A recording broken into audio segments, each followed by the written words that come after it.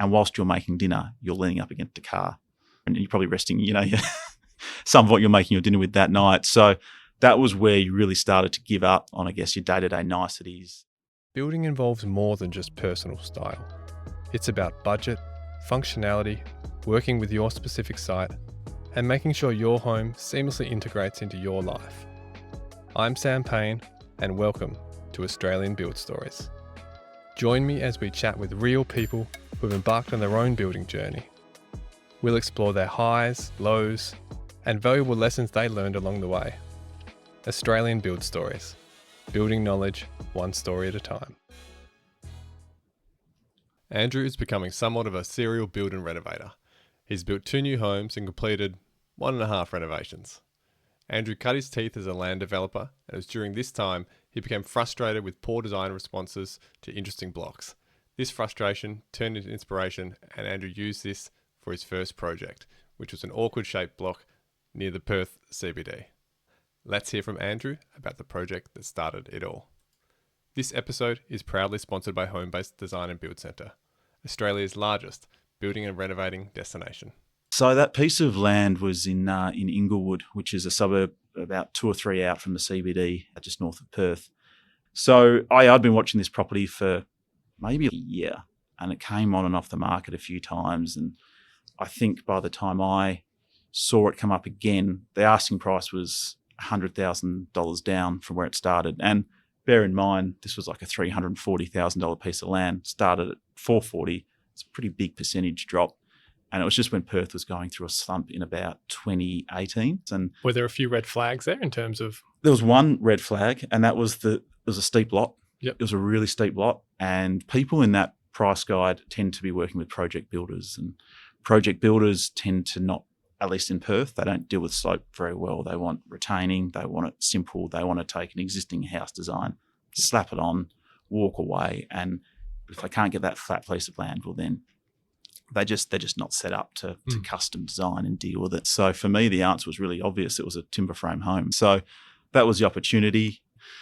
And yeah, I think the next day I wrote up an offer and the guy took it. And yeah, I had enough money at the time to buy the land. I didn't have enough money to build a house, but I figure I'd work that bit out a bit later. Yep. Yeah. So there's a strong curiosity there in terms of what the solutions looked like and talking with the neighbours. And then also it sounds like it was a bit of a creative outlet. Totally, 100%. I think naturally I enjoy looking for solutions. I enjoy solving problems. I work now in property development, and I think my job now has actually come about by that first purchase, which was having a go at built form.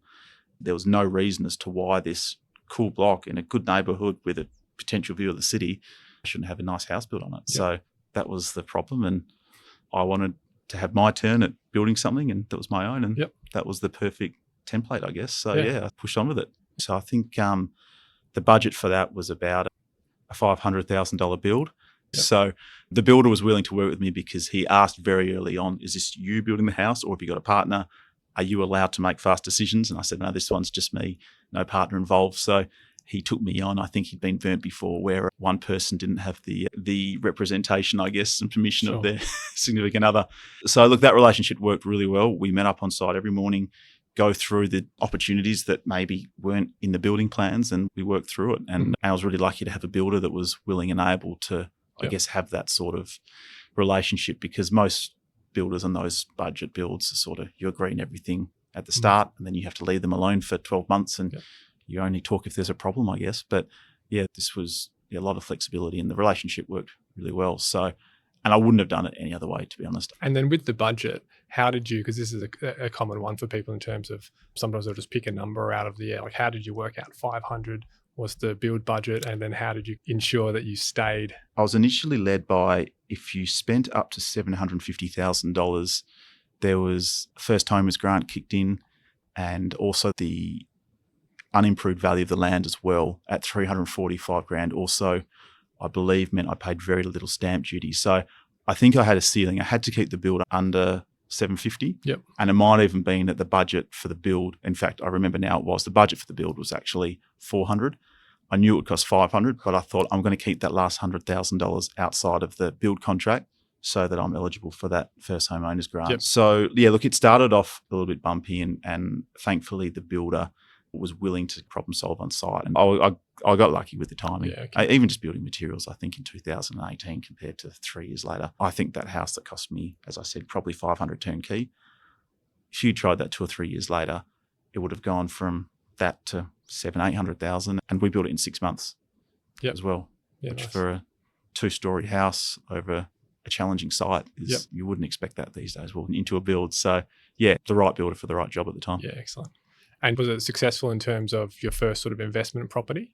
Look, it was my home, but it was a home that I wanted to make some money on. So because I just wanted to be able to do it again. We lived in the house for a bit, I think 18 months by the time we moved out, and I tried to sell it in 2000 and end of 2019, and I couldn't. I still would have come out on top a little bit, but it just felt like this is a great home. I think it's worth more than what the market's willing to pay. There was no urgency in the market at the time. You had people come through. We had some really good home openings, but there was just no one had FOMO. There was no fear of missing out. It's not perfect. I might see what else comes up. So I couldn't sell the house. And then I rented it out for 2.5 years, and I'd already found somewhere else to buy. So the mortgage broker told me, look, if you can get this rent for it, you can afford to keep it and you can afford to buy this next place. I got it valued, and the bank recognised that value and that equity I could put into, again, the next place. So yeah, rented out for 2.5 years, and I sold that about 12 months ago, and in a very different market where I couldn't get in the 9s in 2019, and by 2 years later it was above 1.1. Yeah, so good. Yeah, I'm glad it didn't sell that first time round, but that's luck. That's not skill. That's just luck. I would have sold it if there was someone there to buy it. Yeah. Fair enough. And what was the next project after So that? the next project after that was one suburb down in Mount Lawley, but it's not the popular part of Mount Lawley. It's between a main road and a railway line. So it's this little wedge, which most people aren't aware of. I mean, I love it. I think it's underrated. I wouldn't have bought there if I didn't. Again, we lived there for a couple of years. So all these projects, I'd never do a project that I wouldn't want to live in. But yeah, this little wedge in Mount Lawley, and it had a laneway running down the side of it. So the old 1910 home at the front, beautiful red brick, workers' cottage, a really nice old house. Had a bit of a hoarder had been living, the hoarder's not fair, a collector had been living in it prior to me, and that they actually were making it really hard for the real estate agent who was selling it. So they'd given up on selling it, but they still had it listed. And spoke to the agent, really hard to get a time. They gave me some obscure 9:30 a.m. on a Tuesday, can't be any other time. And so I'm at work, but I worked away to get there for 9:30 on a Tuesday. And yeah, the person living in it who wasn't the owner of the home obviously didn't want to move. So they were making zero effort to facilitate a sale. And went through, had a look. Most people wouldn't have been able to see past the clutter and the strange floor plan, and it had an asbestos reno to enclose the front porch, but behind that asbestos reno was a red brick, beautiful building. So that one was, again, you could just tell that if someone had slapped some paint on the walls and cleaned the thing up, they would have sold it really quickly. But to my benefit, sat there, and again, I think they had dropped the price from about 1.1 to $1 million. So I offered them 950 and they took it.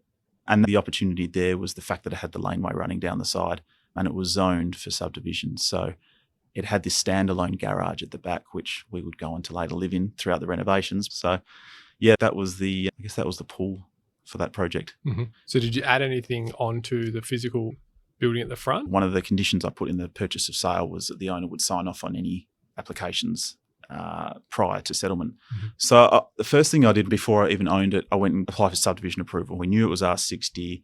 I knew it could be turned from 1 lot into 3 lots. And so we got the subdivision approval, got the keys to the house, lived in it for, I'd say 3, 4, 5 months before we did anything. But eventually, we cut the back off the building. It was a pretty average 90s style renovation that had been done to it. Really small cramped kitchen, really small dining area. So we had to get rid of the asbestos balcony or enclosed veranda at the front. And very quickly you just took this ugly facade off, and there's this beautiful building behind it. And we actually just really made a really inefficient floor plan efficient. And you ended up turning a 2x1 into a 2x2 with a beautiful kitchen, amazing house on a lot less space than actually how it started. And then after that, or in fact, whilst we were doing the renovations to that, we moved into the granny flat at the back. Mm-hmm. So And that's was it a granny flat or was it it was a garage with a granny flat. okay, above or on the It side? had a roof space above it that was A-frame and just storage. It wasn't habitable. And then it had a little granny flat coming off the side of it, which was just one room with a crappy bathroom. My partner actually was pregnant throughout that time. So that was probably where, I guess, you started to experience that sacrifice that you're taking on. So you're renovating the house at the front, you're living in a garage at the back, and whilst you're making dinner, you're leaning up against a car. And you're probably resting some of what you're making your dinner with that night. So that was where you really started to give up on, I guess, your day-to-day niceties. And that was from an affordability perspective. That was what we had to do. There certainly wasn't the money to go out and rent a house. And I think I actually commenced works on the old heritage house at the front as COVID kicked in. And yeah, we had lockdowns in that little garage granny flat.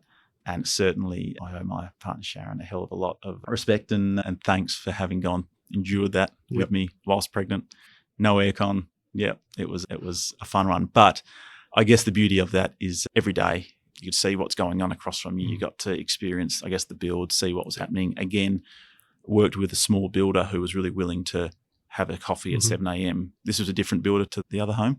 But yeah, had a builder that was willing to work with you, make decisions on the fly. And when it comes to renovating a 100-year-old house, you have to be able to do that because the architect can do an amazing job drawing up a set of plans for you, but they don't know what's behind those walls, right? That was my next question.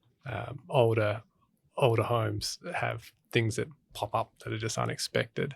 Did you have a contingency or did you do things to try and draw those out early? How did you approach that?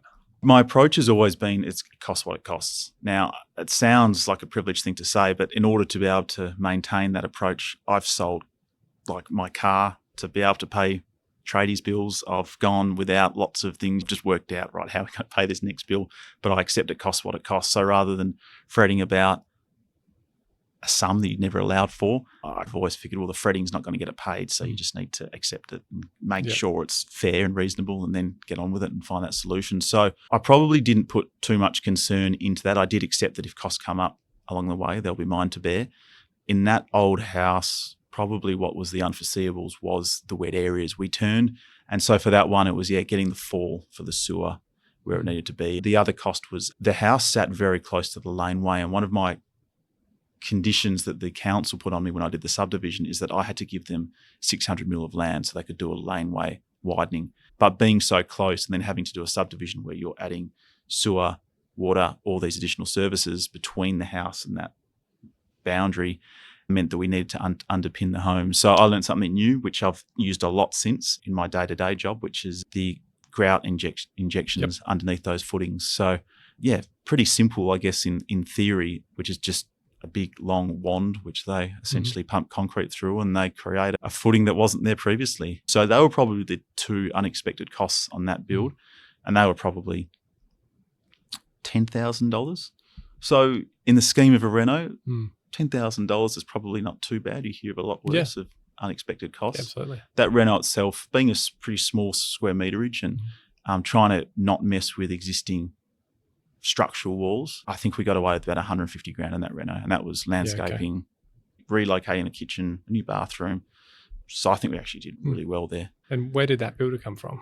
That builder was a recommendation from a friend, and like I was saying before, with the other builder, they had their own carpentry teams. So I actually just really like the model where builders aren't subcontracting everything out. They've got their own teams. It just seems to work. They're in control of their schedule a lot more. They can problem solve. There's incentive for them to make recommendations that you wouldn't get from a builder if it wasn't his own guys on site that day. So I think that for me was the likability of that builder, that they were still small. They didn't have insane preliminaries and overheads. And if they had an office, it was a small one. But it was pretty much three guys running a building company out of their utes, which you can run pretty decent sized building companies out of a ute these days. So, and then since then they ended up doing the renovation to the garage at the back to help me turn that one into a house. Yeah, nice. Yeah. And then in terms of when you saw the house, there was this kind of rabbit warren of hallways and you saw the potential.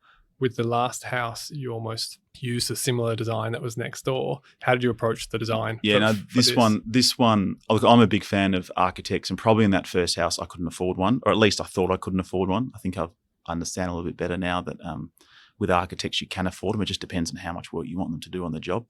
If nothing else, like my sister, for example, they don't want to go and spend the full expense on an architect before they commence to build, but I often recommend with them, why don't you get an architect to come and let you know what you could do with the house? Just do a concept floor plan. And then you can go away and you can do little renovations and you can do little odd jobs around the house, knowing that it's part of a bigger picture for when you can afford it. So anyway, I digress, but I first thought I couldn't afford an architect. The second time around, I accepted that this build, and in particular the challenges at the back, trying to turn the garage and granny flat into a standalone house, needed creativity and someone that could tackle it, not just slap a design over a site plan. So I had engaged with these architecture firm called Studio Origami, and they were European. They were used to dealing with small spaces, heritage, or at least older buildings. So they seemed like the good fit for the project, and I engaged with them to do both the front house, the renovations with that, and as well as design the house at the rear. So yeah, I had done a drawing over, I think, the plans the real estate agent had given me, and I thought, oh, here's how you do it. And the architects came back with something couldn't have been more different from what I thought it would be. And it was just so much better than what I would have been able to achieve on my own. So there are some houses you walk into and you just know, well, it's obvious that's where the bathroom goes. It's obvious this is where the living area is and doesn't need to be changed. That house was not obvious. And I'm so glad that I outsourced that body of work, even if it had been for just the concept. Yep.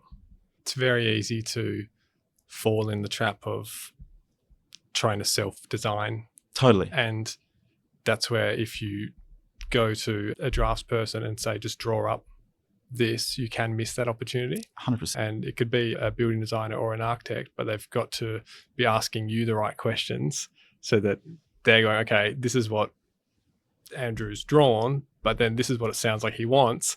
And then they're going to cut through the middle. And then you go, oh, yeah, that's right. Look, 100%. And some architects are much more creative than others. Some are pretty regimented, and others see something as an art form, and everyone else can sit in between that. But yeah, an architect isn't just an architect. No. There are different categories, and sometimes people get confused with that as well. They think, oh, well, I have to get an architect and any will do, which isn't the case, because no. Totally different ranges. Some who are very detailed, documentation focused, some who are just so creative, you'd only get them for certain projects and they're going to be able to produce, as you say, almost like more of an artist. Totally. In terms of full service architecture, that can be quite cost prohibitive to a lot of people, and there's only certain people who can afford it, because it could be upwards of $60,000, $70,000. What level of engagement? Look, I couldn't afford at the time for them to superintend the project, so they provided the initial concepts, got through to working drawings. They helped submit the DA and fielded the questions with the planning officers at council,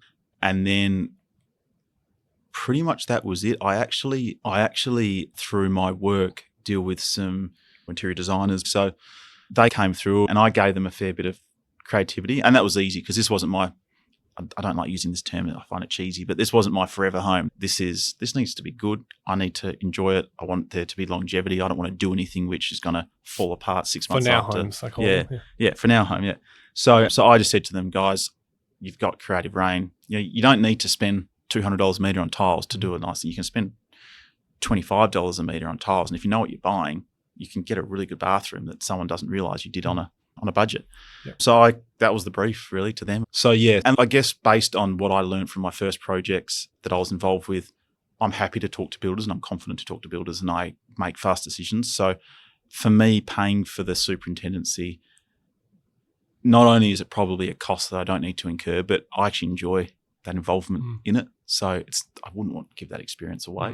If it was something more complex, and if there was a more detailed design that the builder had to really understand the detail that the architect was trying to get across, then I think you would need to get the architect involved. But there was really none of that on these. It depends what you're doing, and some architects won't like this answer, but there's a level of education that as the client comes from filling that role that allows you with the right builder to sort of value engineer, and the builder might say, do you understand that this off-form concrete here is adding about 60,000? Is that a conscious choice that you... And then you go, I didn't even know that was in there. And you get to start to go, well, I'd prefer to spend that 60 over here. And you get to jump on some of those opportunities. And that is building, like in one word, is compromise, right? If you want to make a room bigger, sure, make the room bigger, but the room next door just got smaller. And it's the same thing. It's not that you want to remove, and that might have been some hero detail, and the architect might say, hey, you just ruined the building by deleting that. However, if the client's choice is, look, that extra $60,000 would be so much better for me if I was able to spend it here or here, then ultimately that comes down to the client. Yes. I think there's a unspoken tension that exists where the client is going to be living in the house, but for the architect and the builder and the trades, it's the jobs that they're working on that day. And sometimes they can be focused on getting the next job, but not what it's going to be like for that person who's living in there. And it's not intentional or malicious. It's not intentional. I mean, it's business, right? I mean, end of the day, the builder can't afford to lose money on a project, right? So sometimes they've just got, or we can't afford the liquidate damages if there's liquidate damages in the contract. So sometimes the builder doesn't have the time to stop and say, hey, is this really the best way to do this? Yeah. They just need to get on with the job. And that's why I like smaller builders, because there's probably a little bit more opportunity for those discussions to be able to be had. When you work with the bigger builders, you just don't get that opportunity. So I get it, but yeah, for me, if you've got the opportunity, I think small builders just allow for a more intimate sort of building process. Yeah. And then the project after that? Yeah, so I guess we moved out the heritage house. Sorry, we moved into the heritage house at the front. Once that was finished, we then were able to turn the garage into a 2-story home, which was essentially masonry, bag brick downstairs, and a WeatherTex cladding upstairs. Bigger footprint? Slightly bigger footprint. I think we had to pour an extra maybe 16 square metres, 4x4 or something at the front to create a front door and a small downstairs lounge. But again, I mean, that site, and people will hear me say this and just think, oh, you just tried to fit too much on a small space. But that was 150 square metre block. And that house that we put on there, and we lived in for about a year, I absolutely love that house. And yeah, had a courtyard instead of a backyard, which if you got young kids, that might not be ideal, but most people don't have young kids. They do at some point in their life, but not for your entire life. And I absolutely love that house. We still had our 18-month-old by that point, maybe 12-month-old at that stage. And you don't need a big backyard for a 12-month-old. They're not going anywhere. And that was just an amazing house. Again, the architects did an amazing job on just making that space work. I used the same interior designers, State 28, who I love to bits, and they did an amazing job again, improving slightly on perhaps where the architect had left it. And there was just storage everywhere. There was beautiful materials. There was lots of light. It's just a fantastic home. And to be honest, it's been a downgrade to leave that house as far as livability. That was just a really good home, and probably one of the most challenging projects to, again, turn the existing building to something else in such a small space.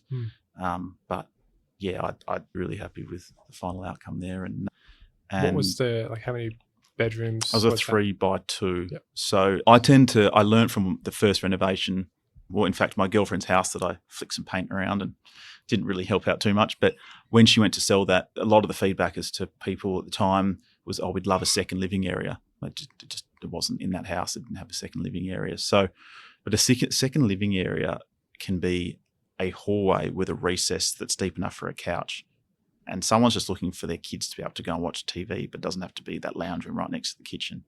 So I've since that, any time we've done a house, if I can, I'll try and put a living area where it's like just a landing to the stairs up top, just a small area. Again, you might be walking between the TV and the couch, but it's a second space. And yeah, that house, we were able to do that, able to get like a lounge area upstairs as well as a lounge area downstairs. And we used cabinetry and some open shelves as a wall instead of having a wall. Again, that was something that I realised after we'd already framed the wall. But working with a small builder, I was able to say, guys, I know you've just framed this today. Thankfully, they hadn't done anything more. But couldn't this be open shelves? And yeah, State 28 got on to doing a really cool, I think that was the day I actually called State 28 and said, guys, I need some help. This could be a bit different. So yeah, that was an amazing space. And again, had that not been a house I knew I would sell, I would have actually just had one single car garage. But I don't think Perth is quite ready for single car garages. But yeah, had that been probably Sydney, Melbourne, you would have just done one car bay and you would have increased the living internal space of that home by that extra 12 metres or whatever it would have been. I guess garages, they've got that benefit of they can just become a bit of a flexi space for a lot of people as well. Yeah. So there's always someone exactly who's running a home studio or they've got extra storage requirements. And I've seen quite a few cool garages that architects and builders have have done where you lift the garage door up and open up some stackers or some screens, and it Yeah. becomes this indoor sort of space, which Absolutely. Yeah. is really nice. Have Yeah. there been some key learnings from the projects that you've found you continue to use in builds? I think understanding the critical path. I mean, my job now, I deal with critical paths on schedules that get given to me by project managers daily. And it sounds like It's a bit of a project manager term. It is. Yeah. It's a theoretical project manager term. But if you simplify it, the critical path is just, well, what's the order that things need to happen in? That's really all it is. So I think knowing how to do things in the right order helps de-stress something like a renovation. And I had to do things the wrong way to learn that. Get one trade in ahead of another trade because he was available. I shouldn't have succumbed to that pressure. I sort of said, no, it's great that you're free, but there's no point you coming until the waterproof has been completed, whatever it is. You need to have a good bullshit sensor. Hopefully you can understand what you're looking at and, does this cost need to be incurred, or is this someone just making their own job easier? I mean, I was a labourer for a summer pushing wheelbarrows of concrete, right? I was a Granos labourer.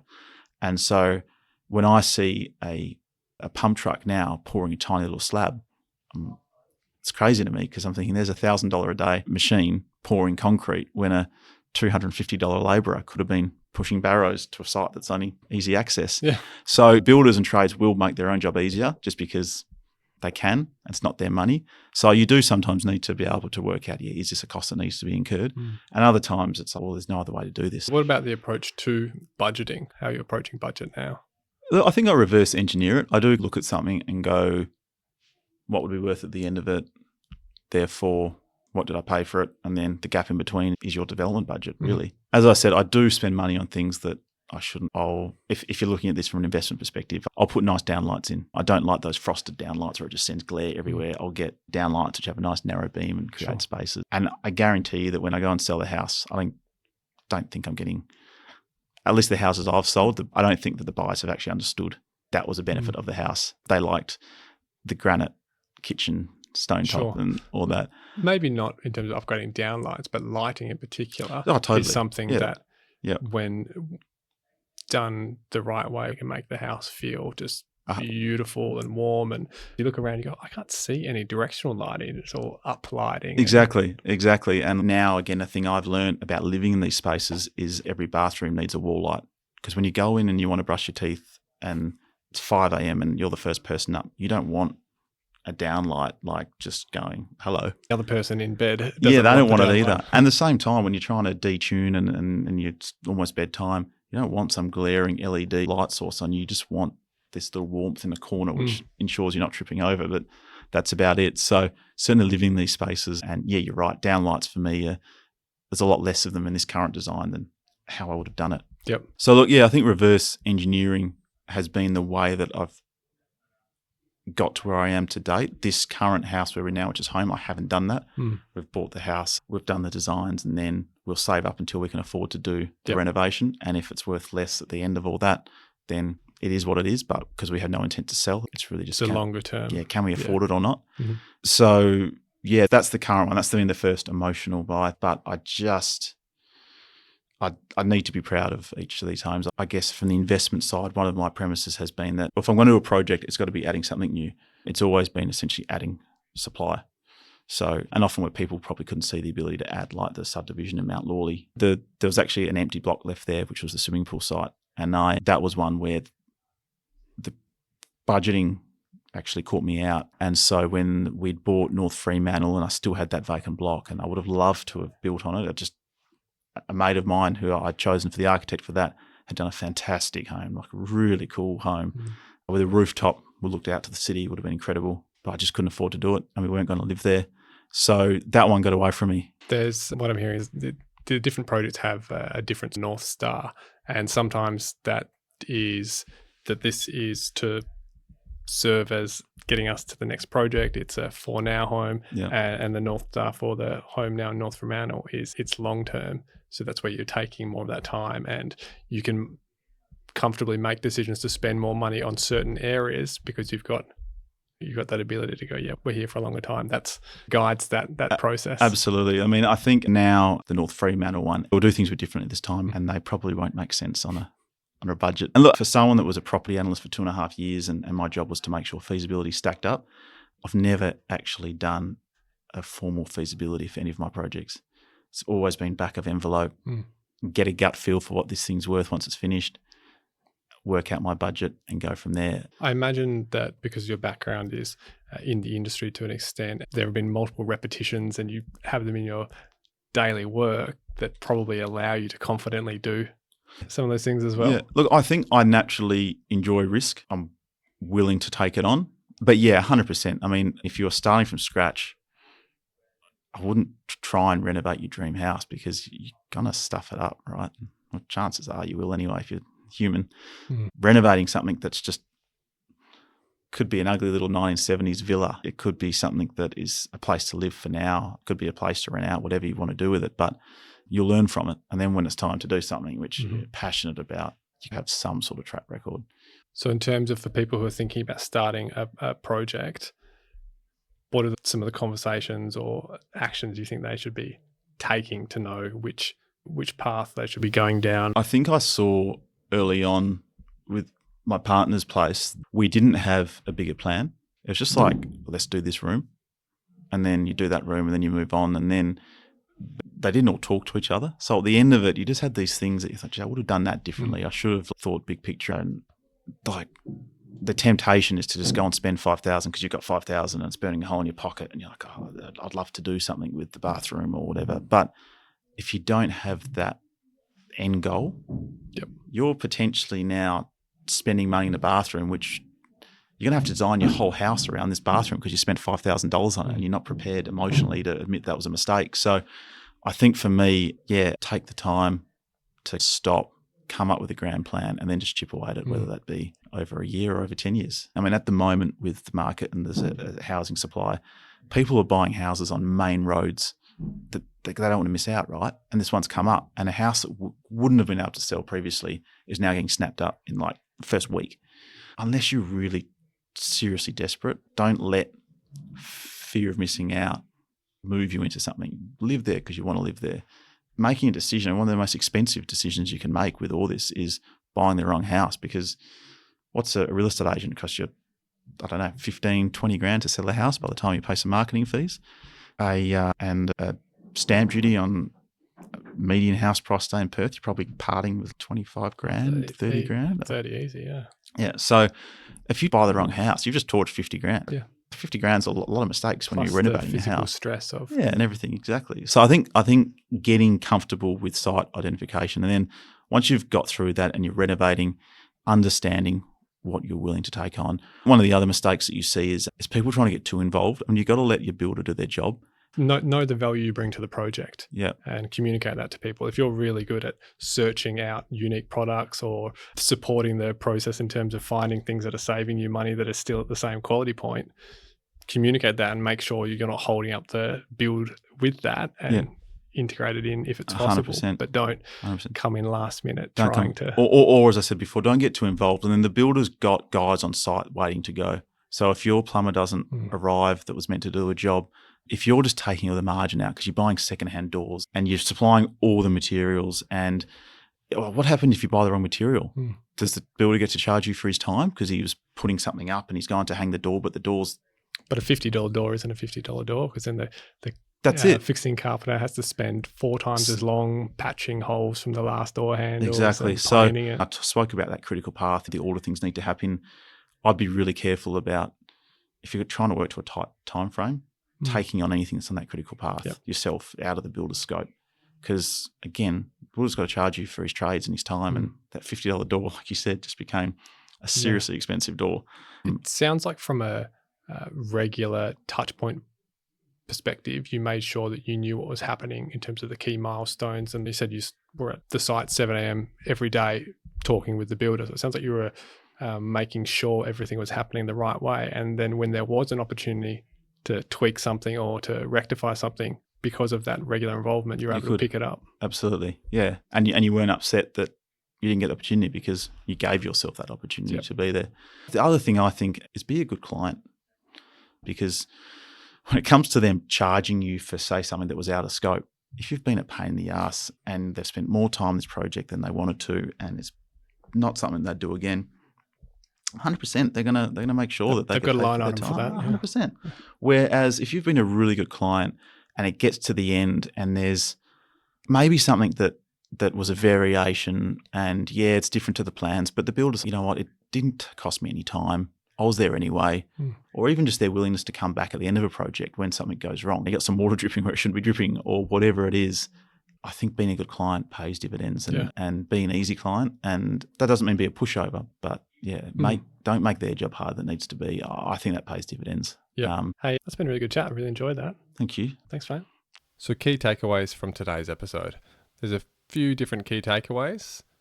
One of them is start small. So if you're thinking about building and renovating and you've got the opportunity to do a small project in a current place, jump on that. It's a great opportunity to get an understanding of the process, deal with trades, the levels of decisions that need to be involved, managing a budget. It gives you a taste of what's going to be involved with the build, but at a far smaller scale. So it's a great way to know when you do build what level of involvement you want to have and how you're going to sort of build that project team. And that sort of leads into choosing the right team. So choosing the right builder and the right architect or designer who's going to align with your project and your vision and how involved you're going to be. And even if the budget is tight, consider utilizing the architect or interior designer in a reduced capacity, the same way that Andrew did, where he could still get some of that value and get them to do what he thought were the important things, while he could save costs by doing some of those other things himself. Another key takeaway is be involved. So Andrew always stayed informed about the project's progress and he was communicating regularly with his builder. That's a really important step and part of your job as the client. And he spoke about a key thing that assisted him in doing that, and it's understanding the project's critical path. What are those key milestones? When do we expect them to be happening? And what happens if they don't? The final thing I would say is being really clear on the project's narrative. So each of Andrew's projects had a very clear narrative that he was working towards, and that allowed him to make fast decisions. It allowed him to keep it on track, and ultimately it allowed him to continue doing more projects. Thanks for listening to the podcast today. I really hope you've enjoyed it and learned something from it. If you are enjoying the show, please rate the podcast. That's got to help other people find it. If you've got a build story of your own that you want to share, head over to australianbuildstories.com and fill out the contact form. Thanks, and see you next time.